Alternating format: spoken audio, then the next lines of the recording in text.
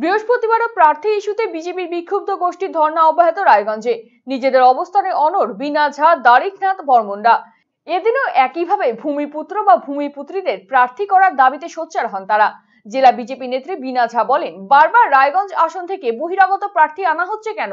এই জেলায় বহু যোগ্য নেতা রয়েছে, বহিরাগত প্রার্থী তারা কোনোভাবেই মানবেন না, এমনটা সাফ জানিয়ে দেন তিনি। স্থানীয় প্রার্থীর নাম ঘোষণা না হওয়া পর্যন্ত এই আন্দোলন জারি রাখার হুঁশিয়ারি দিয়েছেন বীণা দেবী।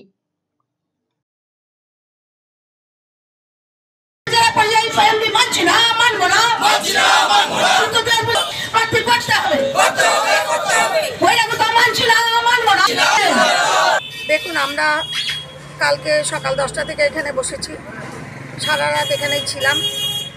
কিছুক্ষণের জন্য আমরা ফ্রেশ হতে গেলাম পাশের বাড়িতে। আমাদের অবস্থান বিক্ষোভ ততক্ষণই চলবে যতক্ষণ পর্যন্ত আমাদের এই উত্তর দিনাজপুর আম জনতার যে দাবি ভূমিপুত্র বা ভূমিকন্যা, এটা যতক্ষণ আমরা জানতে না পারি, গ্রিন সিগন্যাল না পাই, অর্থাৎ প্রার্থীর নাম ঘোষণা না হওয়া পর্যন্ত আমরা এখানে অবস্থানে থাকি। আপনাদের এই আন্দোলনের ফলে তো এক প্রকার গোষ্ঠীদ্বন্দ্ব প্রকাশ্যে আসছে। না, বিরোধীরা না, এখানে গোষ্ঠীদ্বন্দ্ব কিছু নেই। আমরাও বিজেপি করি, ওনারাও বিজেপি করে। তফাৎটা হলো ওনারা বহিরাগত চাচ্ছে, আমরা ভূমিপুত্র বা ভূমিপুত্রীকে চাইছি। আপনাদের মাধ্যমে আমি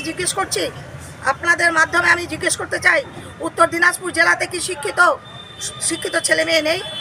উত্তর দিনাজপুর জেলায় কি রাজনীতি বুদ্ধি সম্পন্ন কোনো ব্যক্তি নেই যে উত্তর দিনাজপুর জেলার জন্য এমপি ইলেকশনে দাঁড়াতে পারে? বারবার বহিরাগত আমাদেরকে ধার করতে হচ্ছে। এটা কি আমাদের অন্যায় দাবি? যতদিন পর্যন্ত প্রার্থীর নাম ডিক্লেয়ার না হয় ততক্ষণ।